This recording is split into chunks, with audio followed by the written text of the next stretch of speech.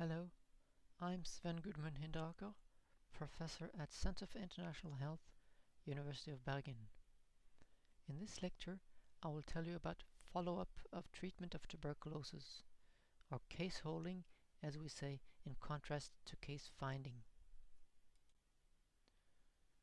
The objectives of this lecture are to show why we have to do case holding and what happens if drugs are not taken as prescribed, and to show some methods to ensure all drugs are swallowed.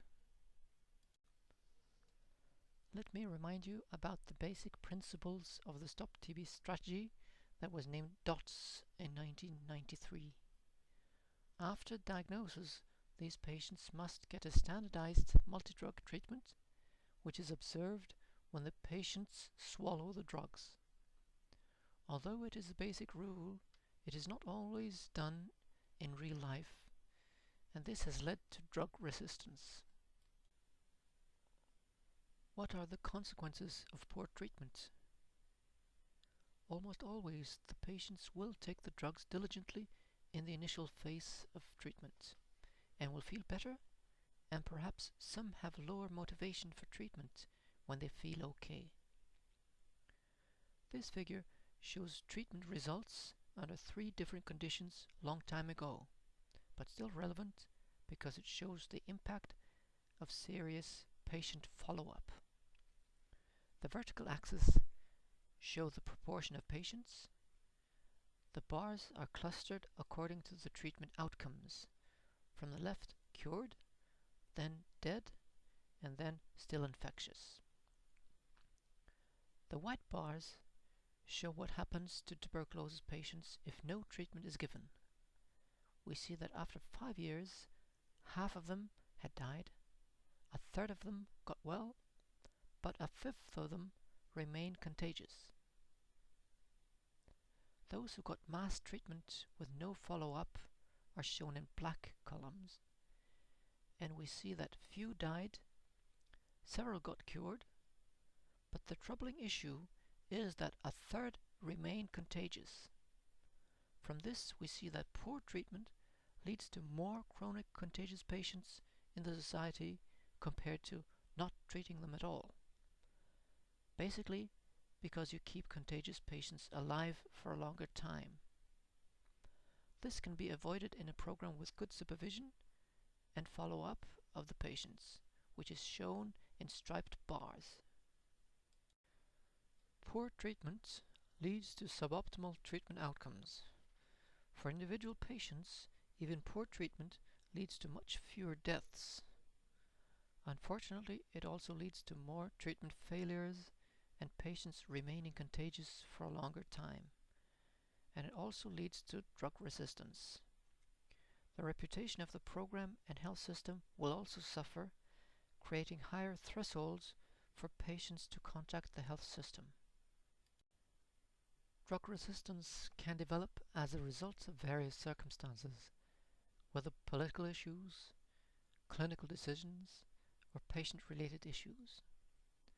For example, the regimen used must be effective in a majority of new cases, and a separate regimen for retreatment of failure cases must be available. Clinicians must observe the standardized national treatment and follow-up. Patients must follow the instructions given and complete treatment. If multi-drug resistance develops, a much longer, expensive treatment must be taken with second-line drugs that have lower cure rates and more side effects. The development of bacterial resistance to chemotherapeutics for tuberculosis is basically a process of selection of naturally occurring mutant bacteria, and is therefore very dependent on the number of bacteria present in the lungs. For example, cavities in the lungs have huge numbers of bacteria. Hence, multi-drug treatment can take care of this, provided the drugs are taken.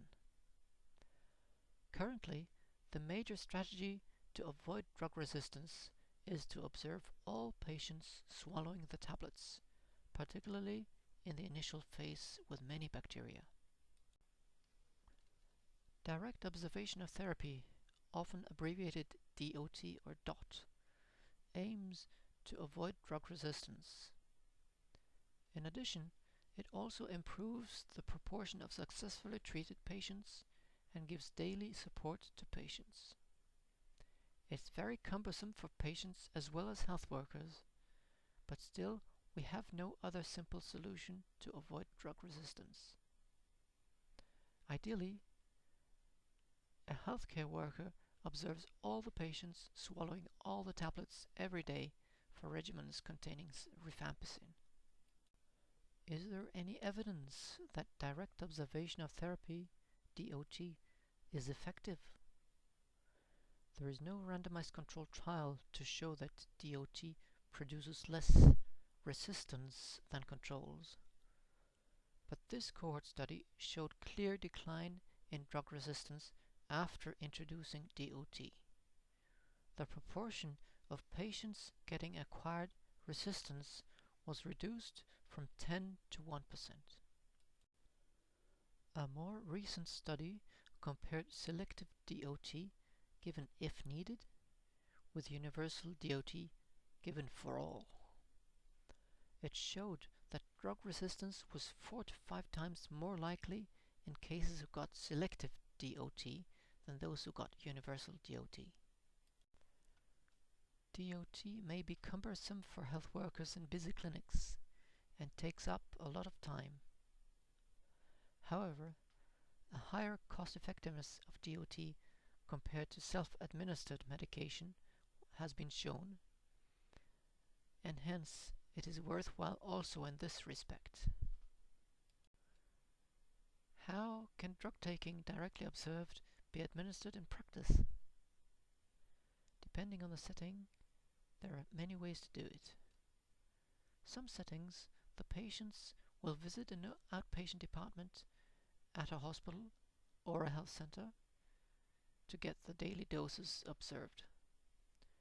Others use community health workers after training them. In well-resourced settings, daily home visits by health workers has been done with success. Other settings have tried to teach neighbors to be supporters and observe, or former tuberculosis patients, and some places even family members. Because of issues of accountability and social dynamics, using family members is not ideal. It often works okay, but problematic cases cannot be predicted. Does it matter who observes the drug taking? This paper compared whether the observation of drug taking was actually done, comparing DOT by health worker, by community member, and by family member. Whatever type of DOT, the majority did actually observe drug taking as required. However, not observing the drug taking was much more common when done by family members, and least common when done by health personnel. The reasons for doing DOT have been explained and can be summarized in 1. Avoid resistance, 2. Support patient, 3. Ensure good outcomes. A good argument against DOT is that it is too coercive. All patients are obliged to go through DOT for the required time, and many feel very restricted in daily life by this activity. Here, the human rights to freedom must also be weighed against protection of the population against tuberculosis infection. Hospitalized contagious patients are always isolated to protect other patients. Where should the treatment and drug taking take place? When drugs against tuberculosis became available in the 1950s and 60s, patients were always treated in hospitals or sanatoria. Here, the DOT was more easy to implement, but even here it was not always consistent. Even sanatoria had irregular drug taking.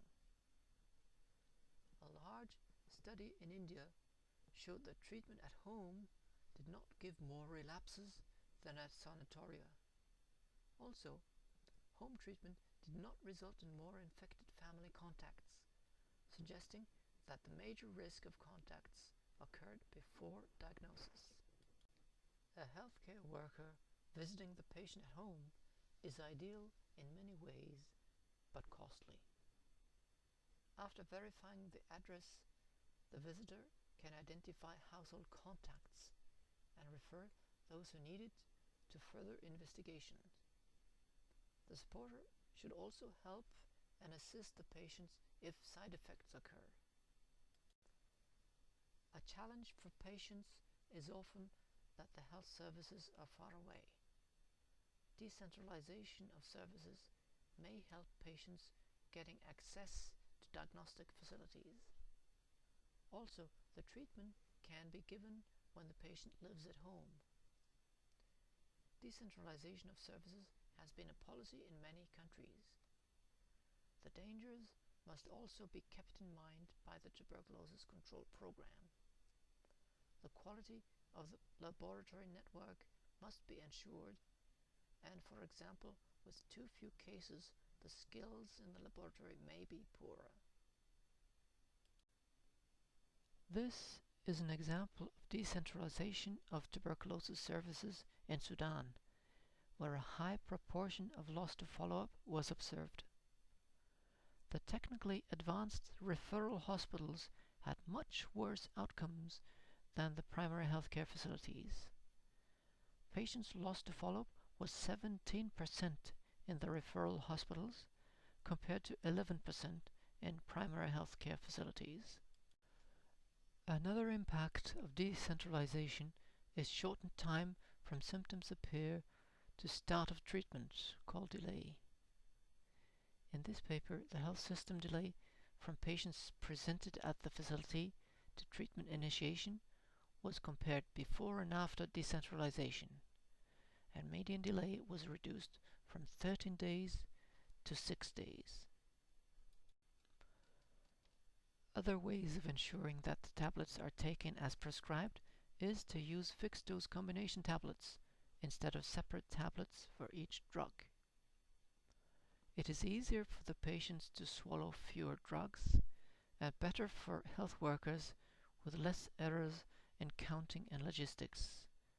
It also results in less failures and avoids risky monotherapy, which leads to drug resistance. Potential disadvantages of fixed-dose combination tablets are questions about bioavailability and effects. Dose adjustment according to body weight is more complicated, for example for children. An adjustment of regimens due to adverse reactions must still use single drugs. A regimen given every other day also simplifies the DOT and is national policy in many countries. It should not be used in tuberculosis patients with HIV co-infection. In this presentation, you have seen how important follow-up of patients is in tuberculosis control. Poor follow-up is associated with worse treatment outcomes for individual patients, and it leads to drug resistance and hence puts future patient care in danger. Observation of drug taking is currently the best way to do it and can be arranged in several practical ways.